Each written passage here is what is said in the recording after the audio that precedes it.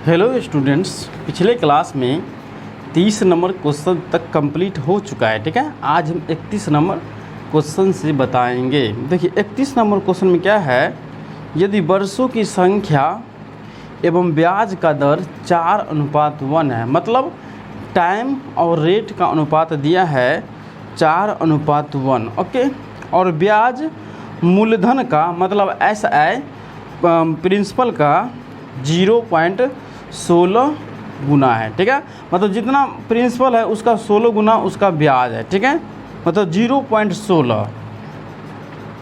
तो हमको बोला है ब्याज की दर एवं वर्षों की संख्या, मतलब रेट बोला है निकालने के लिए और आपको बोला है टाइम निकालने के लिए। ठीक है, तो क्वेश्चन में दिया है सबसे पहले टाइम और रेट का अनुपात। ठीक है, टाइम, ये टाइम है और ये रेट है।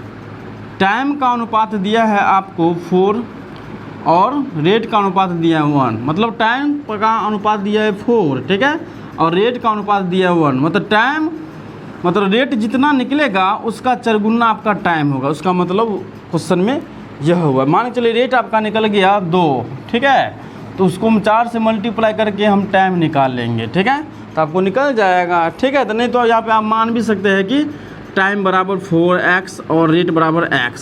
ठीक है, यदि x का मान आपको निकल गया तो समझिए आपका दोनों निकल गया आंसर। ठीक है, तो क्वेश्चन में ब्याज मूलधन का कितना है 0.16 गुना। तो ब्याज मूलधन का है 0.16 गुना, तो मूलधन नहीं दिया है क्वेश्चन में, तो हम मान लेते हैं मूलधन 100 रुपये है। ठीक है, यहाँ पे मानिएगा क्वेश्चन नंबर 31,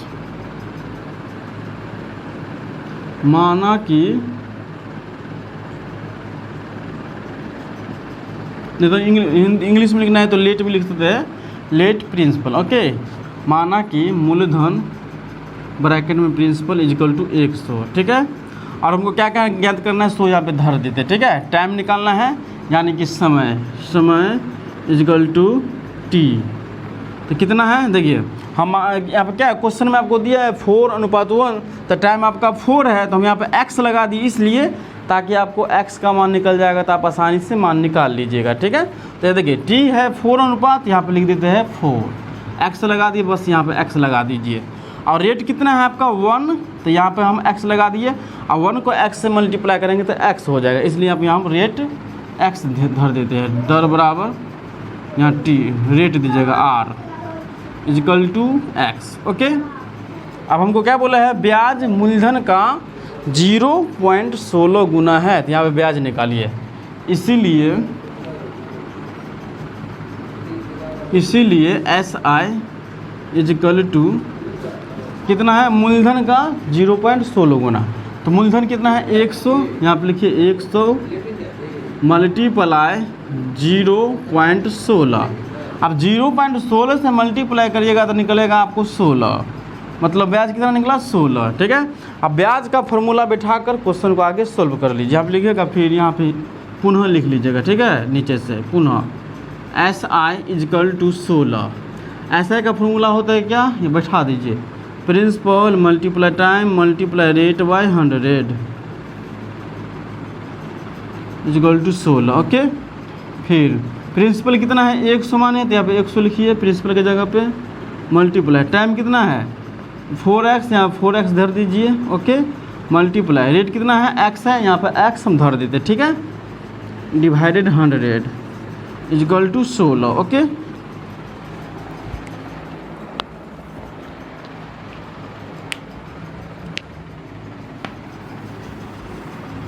फिर आगे बनाइए।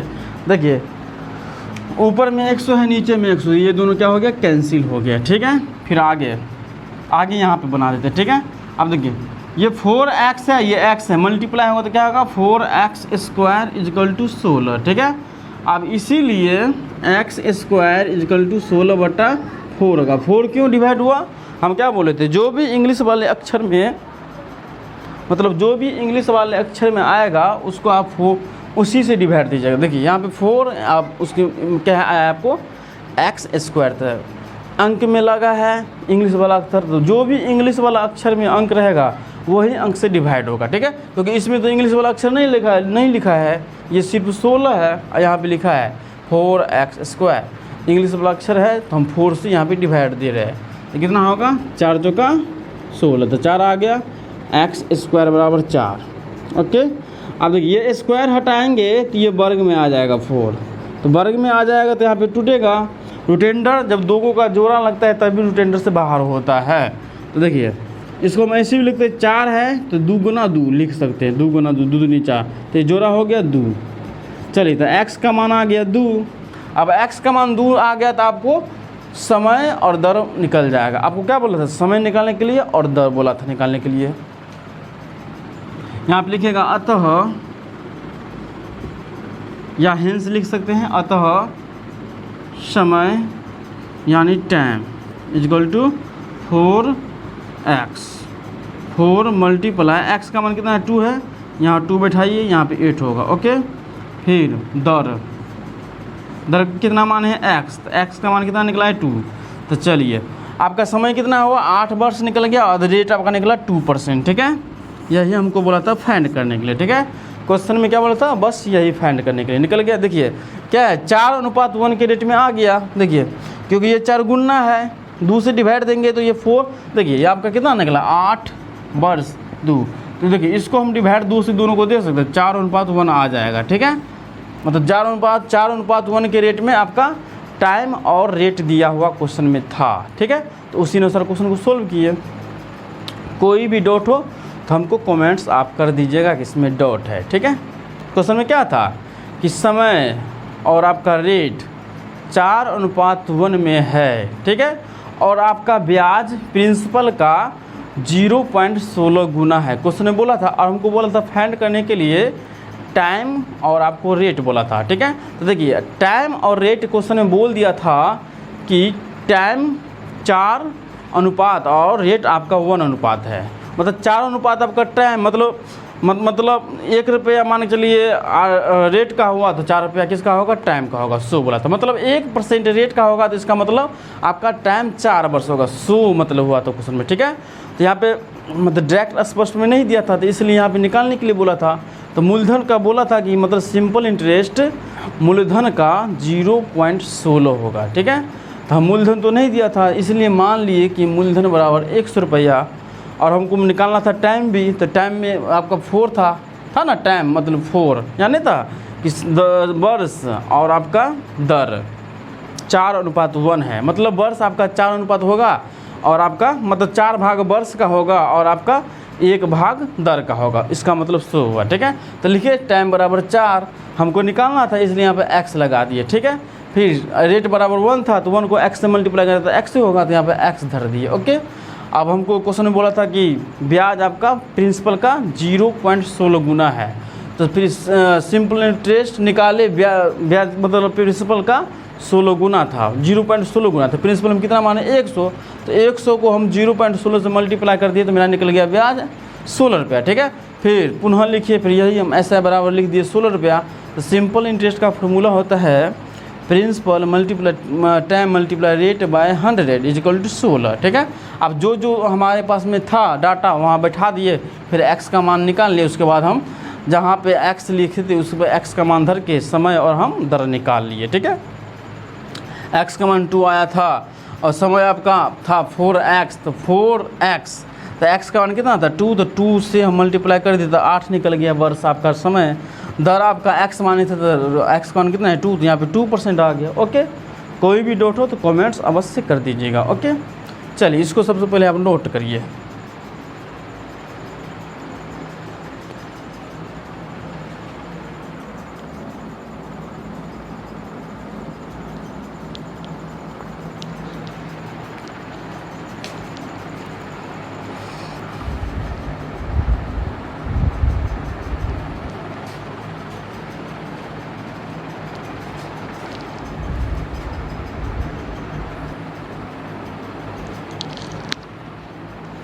चलिए क्वेश्चन नोट हो गया। नोट नहीं हुआ तो सबसे पहले वीडियो को रोक कर नोट कर ले, ठीक है, उसके बाद हम मिटा देंगे। चलिए नोट हो गया तो मिटा देते हैं। हाँ, कोई भी डाउट हो तो कमेंट्स कर दीजिएगा, ठीक है।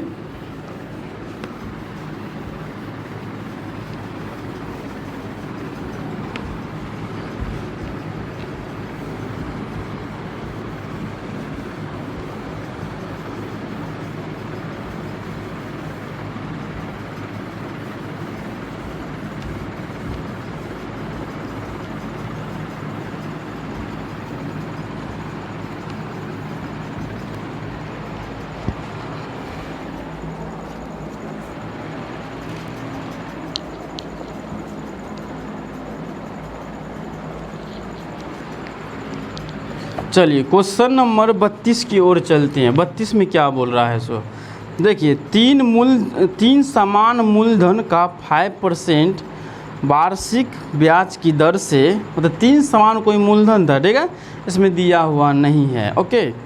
तीन समान मूलधन 5% वार्षिक ब्याज की दर से 2,3,4 वर्ष में मिश्र धन 1725 हो जाता है, तो मूलधन ज्ञात करने के लिए बोला है। देखिए मतलब कोई हम किसी को तीन वर्ष, कोई किसी को हम 2 वर्ष के लिए देते हैं प्रिंसिपल अमाउंट, किसी को पैसा हम, या किसी को 3 वर्ष के लिए देते हैं, या किसी को हम 4 वर्ष के लिए देते हैं, तो टोटल जो पैसा हमको आता है 1725 रुपया आता है, 5% के हिसाब से देते हैं। तो कितना पैसा दिए सो तो नहीं दिया है, तो हमको तीनों मूलधन बोला है निकालने के लिए, ठीक है। अब कुल कितना हुआ सो बोला है मूलधन निकालने के लिए, ओके। तो देखिए 3 मूलधन है, तो मान लेते हैं कि 3 मूलधन x1 x2 x3, ठीक है। तो पहला मूलधन को हम क्वेश्चन में क्या दिया है, प्रत्येक मूलधन को 5% के हिसाब से दिए है, ठीक है। और किसी को 2 वर्ष के लिए दिए है, तो किसी को 3 वर्ष के लिए दिए, तो किसी को 4 वर्ष के लिए दिए है। तो जो भी रिकवर हमको अमाउंट आया है 1725 रुपया मिश्र धन आया है, ठीक है। तो हमको बोल रहा है मूलधन निकालने के, तो मान लीजिए 3 मूलधन, पहला मूलधन x1, दूसरा मूलधन x2, तीसरा मूलधन x3, ठीक है। देखिए प्रत्येक मूलधन का रेट है, ये आपका प्रिंसिपल है, ठीक है। प्रत्येक मूलधन का रेट है आपका 5%, ठीक है।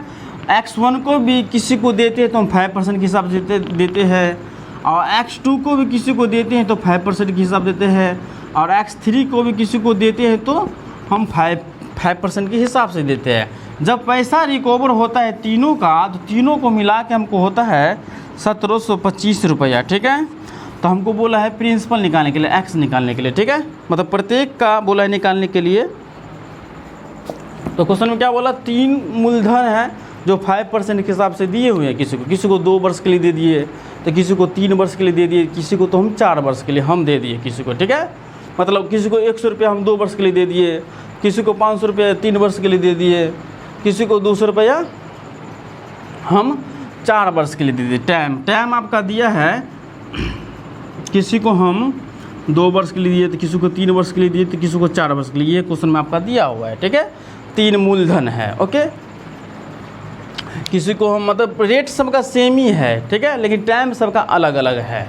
रेट क्या है सबका सेम है, लेकिन टाइम सबका क्या है अलग है। लेकिन जो भी पैसा रिकवर टोटल आता है हमको 3 व्यक्ति से, मान चलिए ए व्यक्ति है, ठीक है, बी व्यक्ति है, सी व्यक्ति है।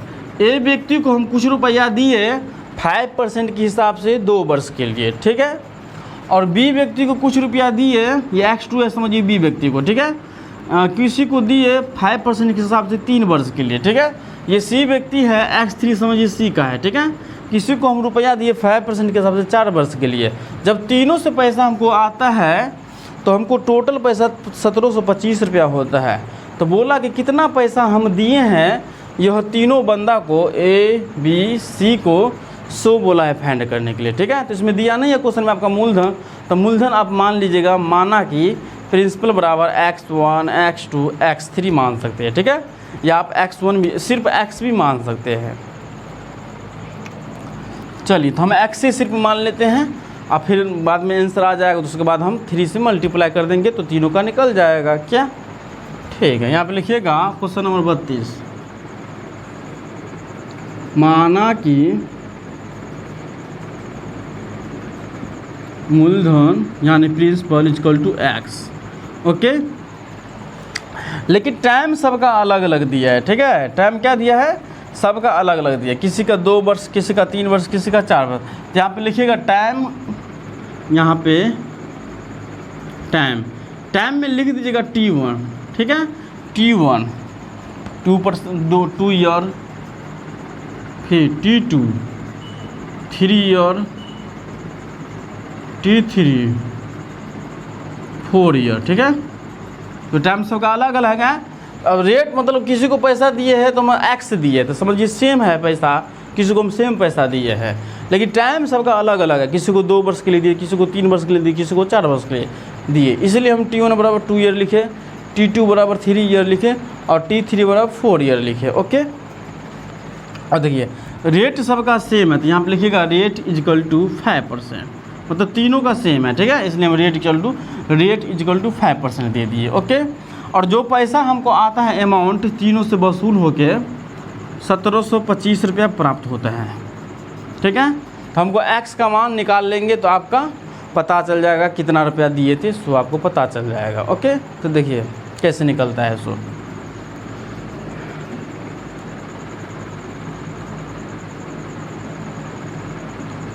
यहाँ पे देखिए तीनों का सबसे पहले आप ऐसा ही निकाल लीजिएगा, ठीक है। तो क्योंकि प्रिंसिपल अमाउंट का फार्मूला होता है, अमाउंट का फार्मूला क्या होता है, P प्लस ऐसा है, ठीक है। हम ऐसा ही निकाल लेंगे तीनों का, और तीनों का ऐड कर देंगे यहाँ पे, तो हमको इस 1725 से आगे क्वेश्चन सोल्व हो जाएगा, ठीक है। मतलब एक्स का मान निकल जाएगा। देखिए कैसे निकलता है सो। यहाँ पे पहले लिखिएगा फर्स्ट कंडीशन में, यहाँ पे तीन व्यक्ति को दिए हैं, इसलिए हम फर्स्ट सेकेंड थर्ड कंडीशन तक लिखेंगे, ठीक है। क्योंकि पहला कंडीशन में देखिए पहला व्यक्ति को 2 वर्ष के लिए दिए हैं, सेकेंड कंडीशन में यहाँ पे आता है दूसरा व्यक्ति को 3 वर्ष के लिए दिए हैं, थर्ड कंडीशन में आता है कि तीसरा व्यक्ति को हम 4 वर्ष के लिए दिए हैं, ठीक है। मतलब रेट सबका सेम है, अब पैसा समझिए सबका सेम है, ठीक है। मतलब जो एक्स का मान आएगा 500 रुपये, तो समझिए 500 रुपये हम सबको दिए, ठीक है। पैसा सबका सेम है, रेट भी सबका सेम है, लेकिन टाइम सबका अलग अलग है, इसलिए यहाँ पे कंडीशन होगा। यदि टाइम सबका सेम होता तो कंडीशन नहीं होता, डायरेक्ट यहाँ पे सिंपल इंटरेस्ट फार्मूला बैठा के क्वेश्चन आगे हम सोल्व कर लेते हैं। यहाँ पे लेकिन टाइम क्या है, सबका अलग अलग है, इसलिए यहाँ पे क्या होगा, पहले लिखिएगा फर्स्ट कंडीशन, फिर सेकेंड कंडीशन, फिर थर्ड कंडीशन, क्योंकि ईयर सबका अलग अलग है, ओके। तो यहाँ पे लिखिएगा फर्स्ट कंडीशन, फर्स्ट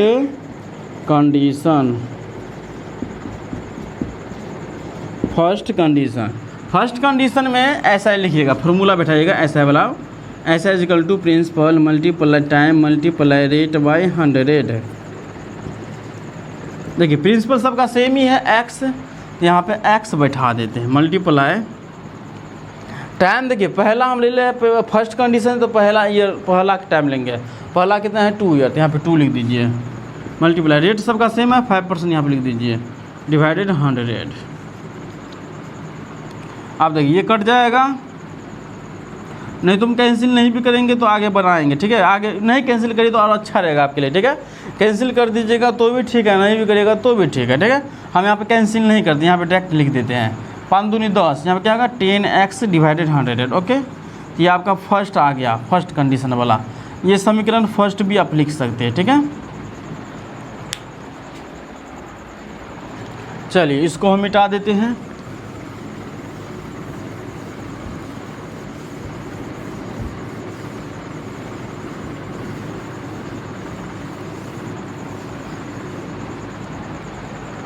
चलिए फर्स्ट कंडीशन से इतना निकला 10x डिवाइडेड 100 है। फिर सेकेंड कंडीशन से नया मतलब 3 ईयर का निकालते हैं, 2 ईयर का तो निकल गया, 3 ईयर का निकालते हैं, 4 ईयर का निकालते हैं, ओके। तो यहाँ पे लिखिएगा सेकेंड कंडीशन से, ये समीकरण फर्स्ट है, second condition SI equal to P multiply T2 धर दीजिएगा यहाँ पे T1, ठीक है। T1 मतलब पहला लिख लिए, T2 इजकल टू रेट। अब देखिए P1 में क्यों नहीं लिखे, क्योंकि देखिए प्रिंसिपल सबका सेम है, इसमें बोला नहीं है कि कितना किस, मतलब ऐसा बोला नहीं, आप डायरेक्ट बोला है निकालने के लिए, इसलिए हम P बराबर x x दिए, ठीक है। और रेट भी सबका सेम है, ओके। देखिए फिर 100, P कितना है x माने हैं x मल्टीप्लाई T2 कितना है 3 मल्टीप्लाई रेट कितना है 5% डिवाइडेड 100, फिर 15x डिवाइडेड 100। ओके, हो गया ये सेकेंड समीकरण। ओके, तो समीकरण नहीं भी लिखेंगे तो चल जाएगा, ठीक है ना, तो लिख दीजिए तो और अच्छा बात है। फिर third condition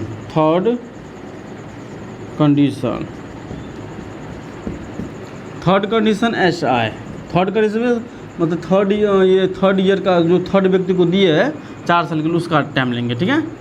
equal to P multiply T3 multiply rate by 100। Okay, फिर P कितना x मल्टीप्लाई T3 कितना 4 मल्टीप्लाई रेट कितना 5 इक्वल टू 100, 500 का 20x डिवाइडेड 100। ओके, ये समीकरण थर्ड ले लीजिए। ओके, अब यहाँ पे फिर से यहाँ पे लिखेगा, इसीलिए अमाउंट इक्वल टू, अमाउंट कितना मिलता है हमको 1725 रुपया अमाउंट मिलता है ना, 1725 रुपया, यहाँ पे बैठा दीजिए 1725 रुपया। ओके, अमाउंट का फॉर्मूला था प्रिंसिपल प्लस SI, ठीक है, इक्वल टू 1725, प्रिंसिपल कितना है x माने है तो x बैठा दीजिए प्लस, अब देखिए SI मतलब सिंपल इंटरेस्ट, मतलब तीनों का इंटरेस्ट यहाँ पे हम जोड़ेंगे, ठीक है, तीनों का, क्योंकि तीनों का निकालना है, ठीक है, इसलिए हम तीनों का इंटरेस्ट यहाँ पे जोड़ेंगे।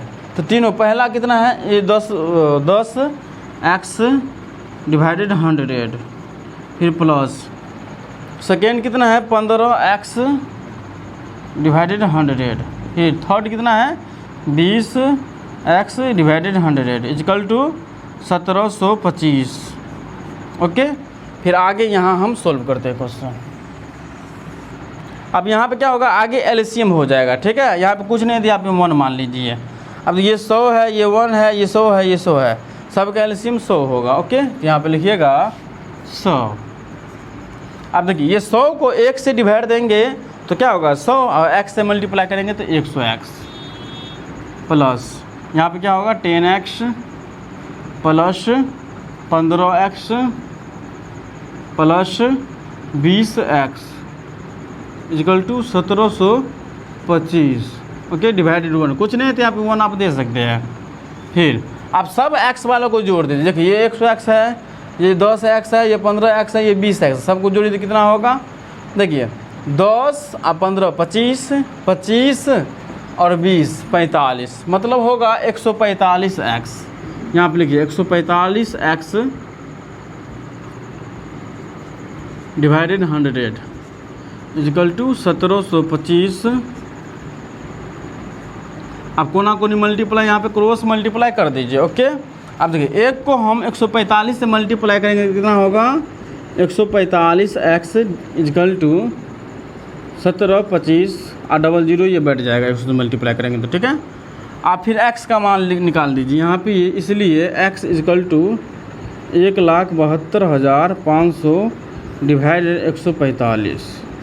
ओके, अब 145 से क्यों डिवाइड दे रहे हैं, क्योंकि इंग्लिश वाले जो भी अक्षर में रहता है, जो भी अंक, उससे हम डिवाइड देते हैं, ठीक है। यहाँ पे क्या है 145x, तो इंग्लिश वाला अक्षर में क्या है 145 है, तो इसलिए हम 145 से डिवाइड दे रहे हैं, ठीक है। अब देखिए 145 आपका 500 से कट जाएगा, ठीक है, 500 से ये आपका आराम से कट जाएगा। देखिए 145 को 500 से पहले मल्टीप्लाई करके हम देख लेते हैं। 5 25 के 5 हासिल 2, 5 का 20 और 2 22 हासिल 1, 5 का 5 और 2 कितना होगा 7।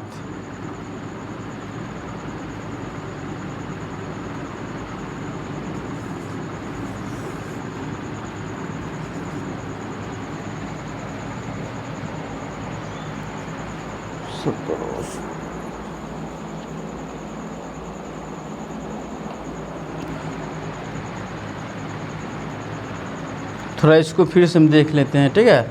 ये आपका क्या है, ये 100x plus 10x plus 15x plus 20x equal to 17 divided 25।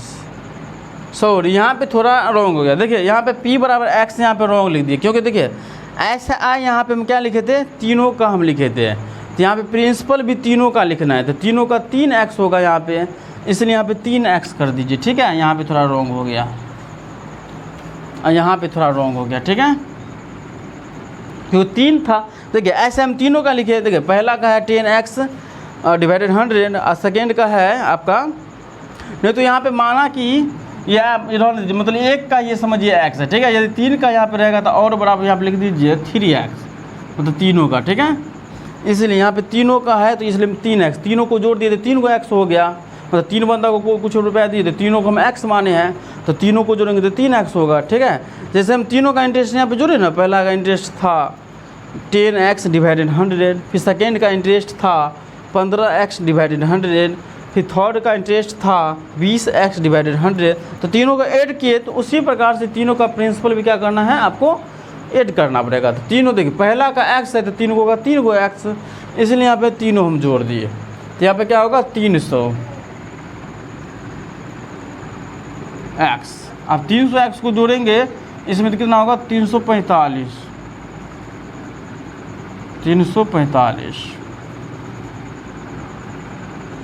अभी 345 से आराम से कट जाएगा, ठीक है। 345 से काट के आप देख सकते हैं, तो 345 को आप 5 से मल्टीप्लाई कर सकते हैं। देखिए 345 को मल्टीप्लाई हम 5 से करेंगे तो कितना आएगा, 5 25 के 5 हासिल 2, 5 का 20 2 22 हासिल 2, 5 या 15 1 17, 1725 और डबल जीरो बैठा देंगे तो इतना आ जाएगा। तो समझिए 500 से आपका कट गया 345 से। इसका मतलब है कि हम प्रत्येक व्यक्ति को कितना दिए थे, 500 रुपया दिए थे, ठीक है। तो इसका मतलब तीनों व्यक्ति को 1500 रुपया दिए थे। यहाँ पे लिखिएगा अतः तीनों का मूलधन, तीनों का मूलधन P कितना होगा, 300 मल्टीप्लाई 500, 1500 रुपया। ये आपका आंसर होगा, ठीक है। कोई भी डाउट हो तो आप हमें कमेंट्स कर दीजिएगा कि इसमें डाउट है, ठीक है। फिर आपको हम रिप्लाई देने का प्रयास करेंगे। ओके, तो मिलते हैं नेक्स्ट क्लास में, जब तक के लिए बाय बाय।